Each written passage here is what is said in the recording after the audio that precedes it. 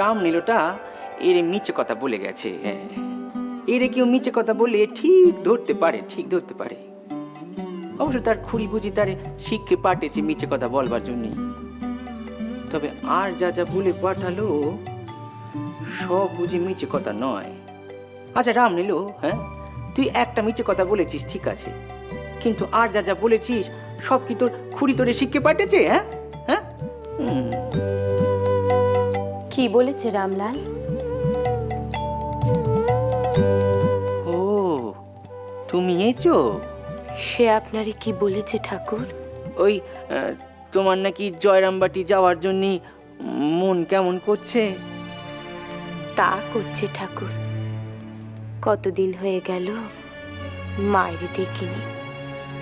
সেখানে তিনি কি করছেন, কেমন আছেন কিচ্ছুটি জানিনি ঠাকুর।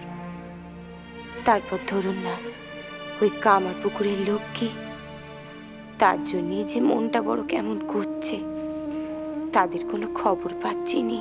ও তাই বুঝি মন উচাটন হয়েছে? হ্যাঁ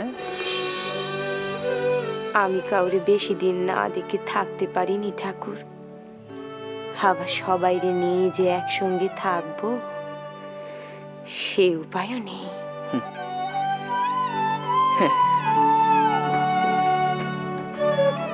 হ্যাঁ গা, তুমি সবাইরে নিয়ে একসঙ্গে থাকতে চাও তাই না?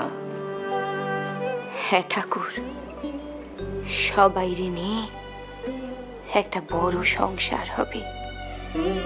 আপনি বলেন না বড় ঘিন্নি মায়ের বড় সংসার, সেরম অনেক বড়। সবাই আমার চোখের সম্মুখে থাকবে, সবাইরে একসঙ্গে আমি খেতে দেব, সেবা করব, আমার প্রাণ ভরা ভালোবাসা দেব। পাবে গো রামনীলর খুড়ি, পাবে। কবে কবে পাবো ঠাকুর? যেদিন তোমার বেটারা একজোট হবে সেই দিন যেদিন তোমার বেটারা তোমার সম্মুখে চারপাশে ঘিরে থাকবে, সেই দিন হয়তো এ থাকবে নি। ঠাকুর, এ আপনি কি বললেন ঠাকুর? সত্যিটারে মেনে নিতে শিখো গো। একদিন সত্যি সত্যি তুমি এরে দেখতে পাবেনি। এই রক্ত মাংসের দেহটা তুমি চোখের সম্মুখে দেখতে পাবেনি গা, কিন্তু এ তোমারে চোখের সম্মুখে দেখতে পাবে। আমি আপনারে দেখতে পাবো?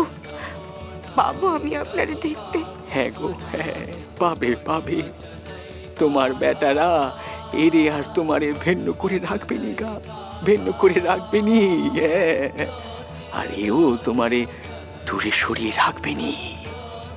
সূক্ষ্ম রূপে তোমার দেহেই অবস্থান করবে। আমি আপনার কথা বুঝতে পারছি নি ঠাকুর। আমি কেবল চাই আপনি কোনোদিন আমার দিয়ে আলাদা হবেননি ঠাকুর, কোনোদিন না। হাসবেননি ঠাকুর, একটিবার মুখ ফুটে বলেন আপনি আমার দিয়ে কখনো আলাদা হবেননি, আলাদা হবেন। এই দেখো দেখি, হ্যাঁ গা, এই ওঠো দেখিনি, ওঠো। এই তোমার থান এর পায় নয় গো, পায় নয়। এইখানটিতে, হ্যাঁ এইখানটিতে এসে বসো দেখিনি। হ্যাঁ বসো, এইখানটিতে এসে বসো। হ্যাঁ বসো। হ্যাঁ বসো, হ্যাঁ বসো। শোনো গা, এর আধা অঙ্গ তুমি চিরকাল এর পা দিকে থাকবে তুমি। আমি তোমারে কথা দিলাম যে তোমারে বা দিকে নিয়ে এ জগৎ সংসারে চিরটা কাল বিরেজ করবে গো, বিরেজ করবে। জয় মা, জয় মা। জয় মা।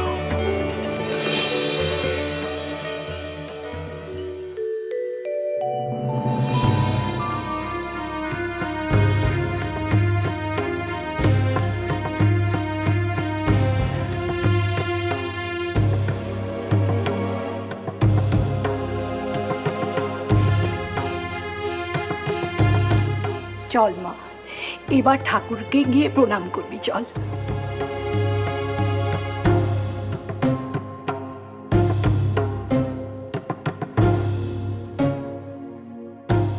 চল বাবা, এবার আমাদের ঠাকুরের কাছে নিয়ে চল। হ্যাঁ চলো মা।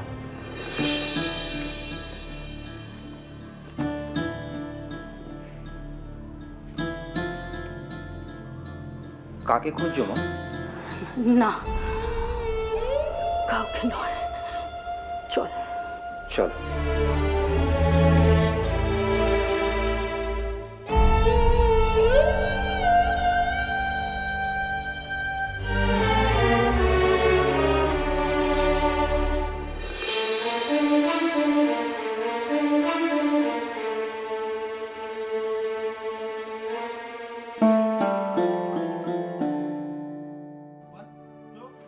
রামনীলের খুড়ি, হ্যাঁ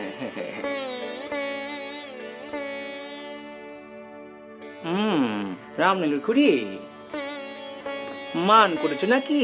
হ্যাঁ, ও তো ওই কপালে অকাল মেঘ কেন গা? হ্যাঁ, হো হো হো হো, বুঝেছি বুঝেছি। ওই কাল রাতে যা বলেছি তার জন্য বুঝি মনের কোণে মেঘ গুমড়ে গুমড়ে উঠছে। দোহাই ঠাকুর, কাল রাতের কথা ফের সকালবেলায় বলবেন নি ঠাকুর। বলবো নি, ঠিক আছে, তবে ও নিয়ে তুমিও মনের মধ্যে রেখে দিও নি। হ্যাঁ, শোনো গো রামনীলর খুড়ি, তোমার যে মেলা কাজ করতে হবে গো, মেলা কাজ। ওই মান অভিমান মনের মধ্যে পুষে রেখো নি। বইয়েই গেছে আমার কাজ করতে। এই এরে দেখে মুখ ঘুরিয়ে থাকছো, যখন বেটারা তোমার মা বলে ডাকবে তখন মুখ ফিরে থাকতে পারবে? মা, মা গো। ও ঠাকুর, ওই বুঝি মন এলো, আপনি জানতারে নিয়ে আসুন। ও দেখলে, এক নিমিষে মেঘ কেটে গেল তো।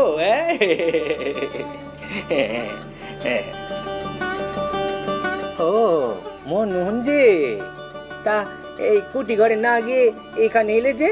ঠাকুর, আমার মা আর বোনকে সঙ্গে নিয়ে এসেছি ঠাকুরানী মার সঙ্গে দেখা করানোর জন্য। ও হ্যাঁ, জয় মা, জয় জয় জয় মা, জয় মা, জয় জয় জয় জয় মা, জয় মা, জয় মা,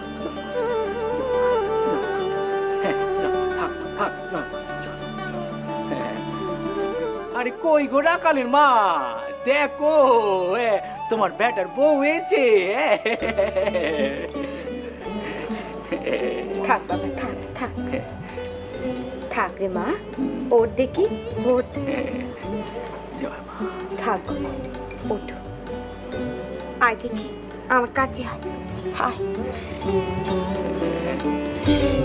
চল মা, ঘরে আসুন, আপনারা ঘরে আসুন। হ্যাঁ গা, তোমার ঘরে কিন্তু আজ তোমার বেটার বউ খেয়ে যাবে। আবার এইসব কেন ঠাকুর? পরে না হয় একদিন এসে। মাগো, পরে বলে কোনো কথা হয় নাকি? আগে ঘরে আসুন দেখি, আসুন। হ্যাঁ, যাও গো, যাও, ঘরে যাও, ঘরে যাও। যাও, যাও মা, যাও। ও মনমোহন, হ্যাঁ, চলো গিয়ে আমরা কুটি ঘরে গিয়ে বসি। চলো। হ্যাঁ, আর লেটরে বলি যে রাকালের খবর দিতে যে তোমরা এছো। জয় মা, জয় মা, জয় মা, জয়।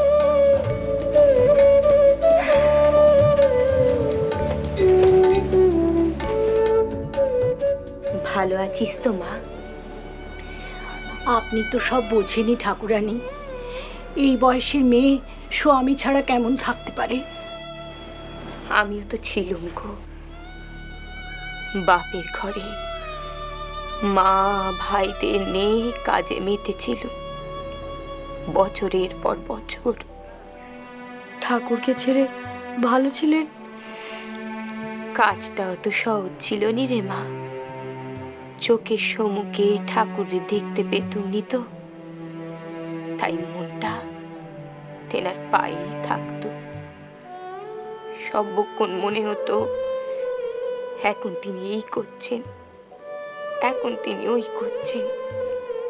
আর খাওয়ার সময় মনে হতো আহারে মানুষটার বুঝি বড্ড খিদে পেয়েছে।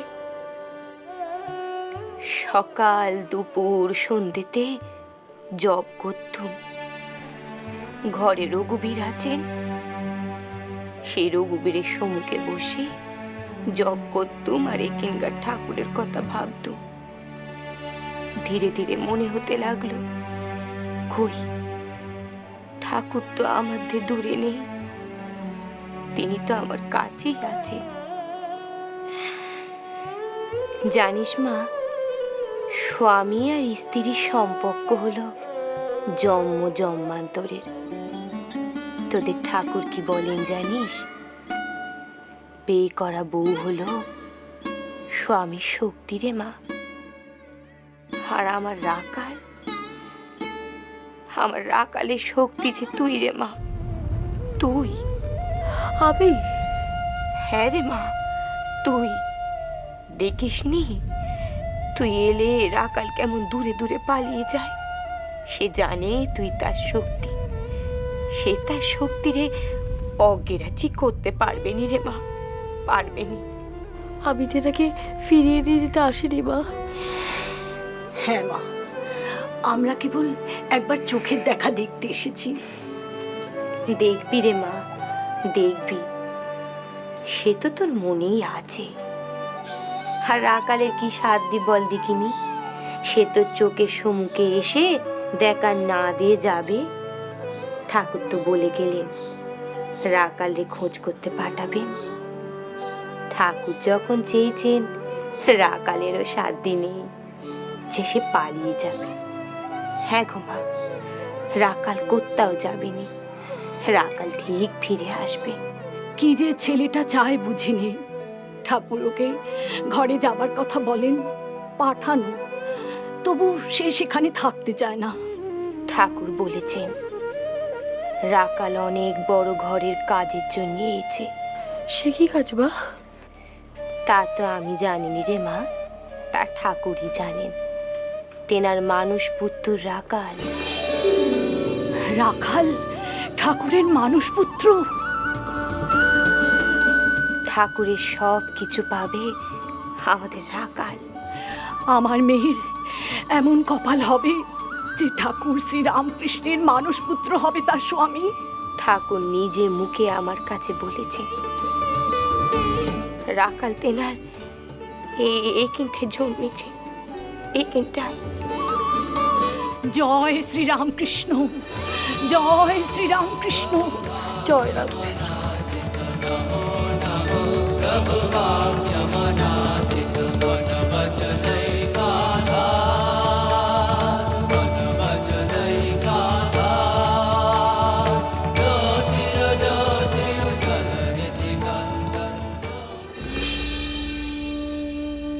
সব সময় ঈশ্বরের জয়গান গাও হে। তিনি সবার মঙ্গল করবেন, আর করবেনই বা না কেন? তিনি যে আমাদের বাপ, তিনি যে আমাদের মা। বাপ মা বেটাদের মঙ্গল করবেনই নি, তা কে করবে গা? মনে রাখবে তিনি একমাত্র নিত্য, বাকি সব অনিত্য। কাম কাঞ্চন জীবনের আসল উদ্দেশ্য হতে পারেনি গা। টাকা দিয়ে সবকিছু পাওয়া যায়নি না। সংসারে কাম কাঞ্চনে বদ্ধ হয়েছে যে, তার হাত পা বাঁধা। সে ভাবে ওটাতেই তার সুখ, কিন্তু সে জানতে পারেনি ওটাতেই যে তার মরণ। সে যখন ইহলোক ছেড়ে ওপরে চলে যায়, তখন পরিবারের লোকেরা বলে, হ্যাঁ গা, তুমি তো চলে গেলে, কিন্তু আমারে তুমি কোথায় রেখে গেলে গা? আবার দেখো, কোনো মরণাপন্ন ব্যক্তি শুয়ে আছে, তার পাশে একটি প্রদীপ জ্বলছে। সেই প্রদীপটা দেখে বলছে, এ কি, প্রদীপটা এমন করে দপদপ করে জ্বলছে কেন? তার তেলটা কমিয়ে দাও। হ্যাঁ, এই হলো গিয়ে মায়া, আসক্তি, যা কিনে ঈশ্বরের সাধন পথে বাধা হয়ে দাঁড়ায়। সংসারী লোকেদের তাহলে কি উপায় ঠাকুর? মাঝে মাঝে সাধু সঙ্গ করবে, আর নির্জনে গিয়ে তার ধ্যান করবে, তার কাছে মিনতি করবে যে ভক্তি দাও, বিশ্বাস দাও।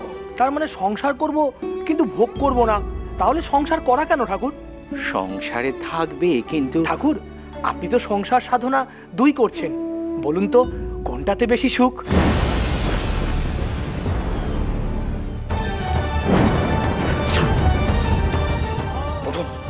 উঠুন আপনি।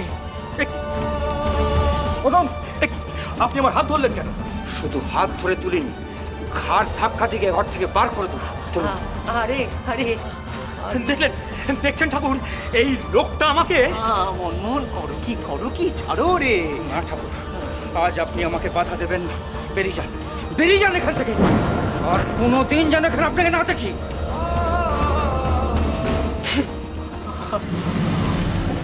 কি করলে মনমোহন? অজির ভক্ত গা। আমার সামনে কেউ আপনাকে অসম্মানজনক কথা বলুক, আমার সহ্য হবে না ঠাকুর।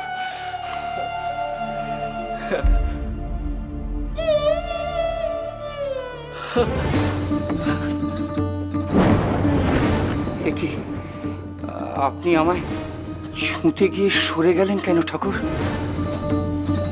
মনমোহন, এ চন্ডাল রে কোলে তুলে নিতে পারে, কিন্তু কেউ যদি রেগে চন্ডাল হয়, তার সে ছুতে পারেনি গা, ছুতে পারেনি। হ্যাঁ ঠাকুর, আমার রাগ হয়েছে, আমার এত রাগ হয়েছে, আমি পারলে তাকে। রাগ মনীষীর সকল ভালো গুণ নষ্ট করে দেয় গো। নিজের সামলাও গো মনমোহন, সামলাও। ওই মন দিয়ে রাগ দূর করে দাও। আমার মা যে আনন্দময়ী গো, তার নিরানন্দ দিয়ে পূজনী। আমায় মাফ করবেন ঠাকুর, লোকটি আপনাকে কটূক্তি করায়। তাদের কি গা? এরে কুটুক্তি করুক কি সুখ্যাতি করুক, তাদের কিচ্ছুটি যায় আসেনি। হে যে সকলের রেণু, সবার রেণু হরো। আমায় ক্ষমা করুন ঠাকুর, আমায় ক্ষমা করুন ঠাকুর, আমায় ক্ষমা করুন।